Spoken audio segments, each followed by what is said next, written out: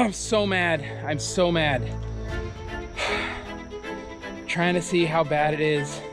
I cannot believe that just happened. I was watching where I was going. This freaking sidewalk is horrible. Oh. As you may have surmised, week 2 of this training block ended with a bit of a twist, but more on that in just a bit. Welcome back to another episode. If you're new here, the too long didn't read version of this series is that, hi, I'm Josh, and I'm trying to run my first marathon after being completely sidelined earlier this year due to a severe ankle sprain.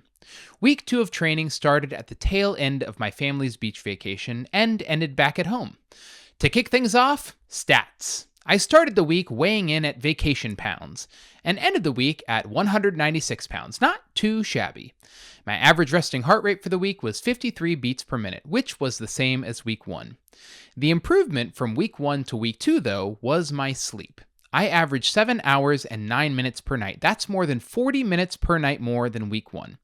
If you knew me well, and my wife can attest to this, I've traditionally had horrible sleep habits.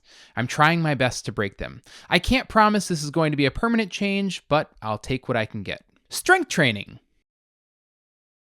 Eating. Could be better. I was doing well for a while, but I sort of fell off the wagon.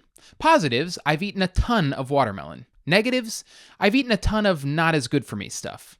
I have some ideas to get things back on track for week 3 and beyond, but more on that next week. The running. Week 2 was supposed to consist of 5 runs and 19 total miles, just like week 1. It ended up being 5 runs and 16 total miles. Again, watch until the end to learn what happened there. Day 1 was 3 miles easy at a 10:19 per mile pace. I finished the run with an average pace of 9:47 per mile and an average heart rate of 132 beats per minute. Week 2, day 1. Out for 3 miles this morning. Last run while on vacation, and then back to my usual stomping grounds. You know what? I forgot how tiring running can be, just overall. But hopefully this base building phase will get me used to it again. It's 1 mile finished, 9:39.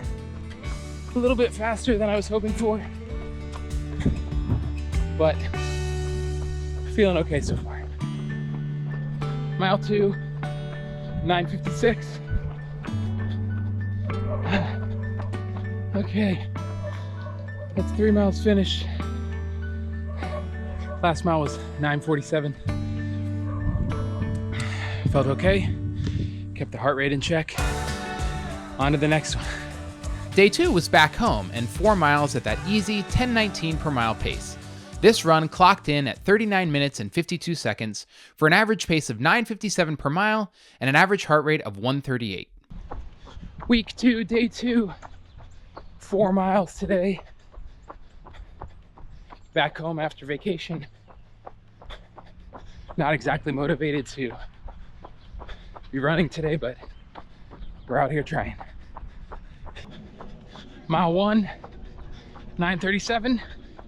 Little too speedy. Trying to slow it down for the last 3. Mile 2, 10:05. It is so hot out here. Oh my gosh. The humidity is insane. Gotta start these earlier, or this is not gonna be sustainable for longer runs. Less than 2 to go. Mile 3, 10:03. Okay, that's it. That was 4 miles. Let me just say, every mile was harder than the one before. Friendly reminder to self, bring water when it's this hot. Every step, I wanted to quit on that last mile, but stuck with it. More tomorrow. Day 3 was the speed workout of the week. 2 miles at a 9:09 per mile pace. Despite vowing last week that I would try to hit that pace better this week, I promptly broke that vow. I ended up doing this run at a still too fast 8:51 per mile pace with an average heart rate of 137. It is week 2, day 3. Today is just 2 miles, but we are going at an average of marathon goal pace, which is 9:09 per mile. So not the easiest thing, but We're trying. Mile 1 and a 2 speedy 8:52. Less than a mile to go. Okay, that's it. That's 2 miles. Last mile was at like an 8:51, 8:52, something like that. Too fast, but I was monitoring the heart rate throughout. I felt okay, knowing I only had 2 miles. That was tough, but I think it's meant to be tough. So, 2 more runs left this week, Saturday and Sunday. Day 4 was 3 miles, and despite running in the morning, it was so hot and so humid. In that weather, you pretty much step outside and start pouring sweat. Despite the miserable conditions, I averaged 9:54 per mile for this run and had an average heart rate of 136. Week 2, day 4, 3 miles today. Now, admittedly, I didn't get out super early, but it's already like 85 or 86 degrees. Oh, trying to take it nice and slow today. Mile 1, 9:32. Mile 2, 9:56. The heat is getting to me. That's it. That's it. That's 3 miles. Last mile was like 10:12. Oh, had to slow down a lot. The heat is absolutely oppressive. The heart rate went like way up for the last mile and a half. So no problem taking it easy, because the goal is just to finish these runs. On to the next one. That brings us to day 5 for the long run of the week. Ah, the long run. I had such grand plans for this one. I knew it was going to be hot, so I got up early. I knew I would get dehydrated quickly, so I wore my Camelback. I knew I might need fuel, so I brought a Morton Energy Gel. It was hard to start, but once I got going, I had no doubt I could do the 7 miles on the schedule. And it started well. Week 2, day 5. We're out here as early as we can get out. 6:30 in the morning, and it is still so hot. It's probably like 76, 78, lots of humidity.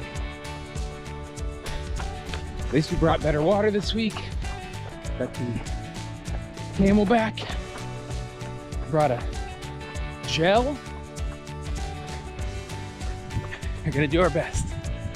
And then, well, things very quickly did not go to plan.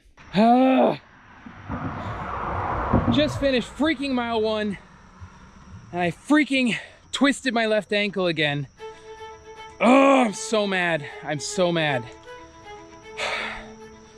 Trying to see how bad it is. I cannot believe that just happened. I was watching where I was going. This freaking sidewalk is horrible. Oh, I don't think it was too bad.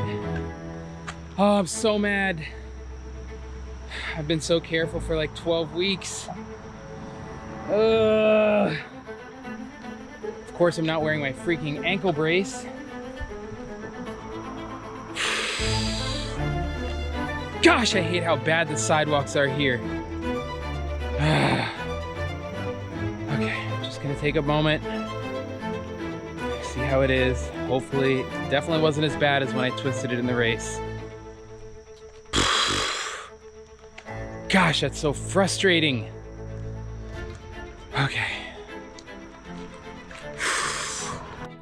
Okay, mile 1 was in 10:01.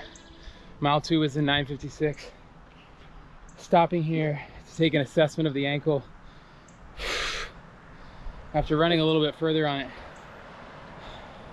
it wasn't so much my ankle as it was the top of my foot, which was also injured when I twisted it during the race. So, you know, I kept going during the race for like another 11 miles, and it definitely hurt when I was running. I just went for like another 3/4 of a mile after that little twist, and it doesn't really hurt.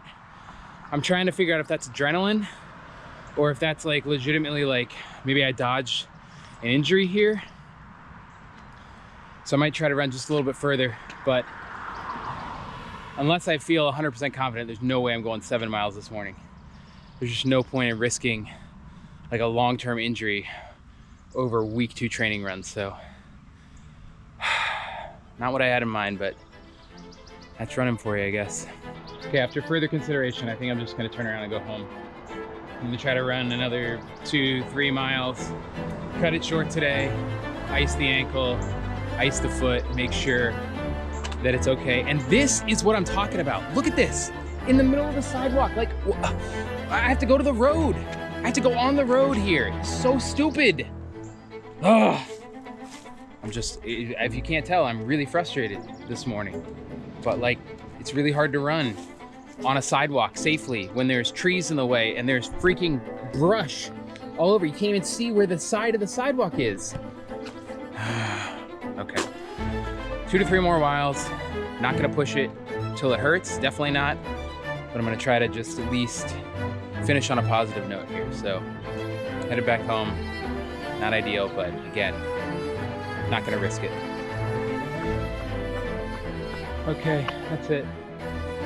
Oh, that was terrible. I'm gonna throw that run right into the trash can.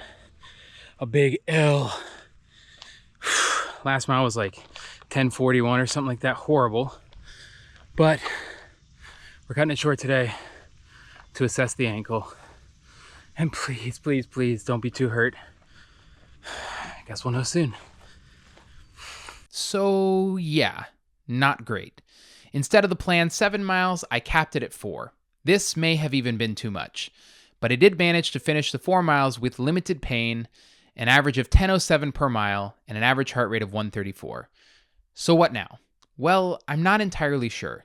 My assessment of the re-injury is that it's not nearly as bad as the initial injury, which is good news, but it's also compounded on top of that initial injury. That's the not so great news. I think step 1 is a few days of rest. Since I'm so early in this long training block, I'm going to modify the week 3 training to give myself ample time to rest my foot. I don't plan to entirely eliminate week 3's training unless I think I'm actively doing damage, but definitely going to pump the brakes. Step 2 is to wear my ankle brace for the next few runs, weeks? Not sure yet, but I feel like I kind of need that crutch. Step 3 is to find a better place to do my long runs. My neighborhood is pretty good for anything up to 5 to 6 miles, but beyond that, I've got to find some better options. So that's it for week 2. I'd rate the effort and outcome a 5.5 out of 10. And despite the setback, I'm grateful to run and grateful for today. 18 weeks to go. This is Foot Up to Finisher, and this is episode 2. Thanks for watching. See you soon.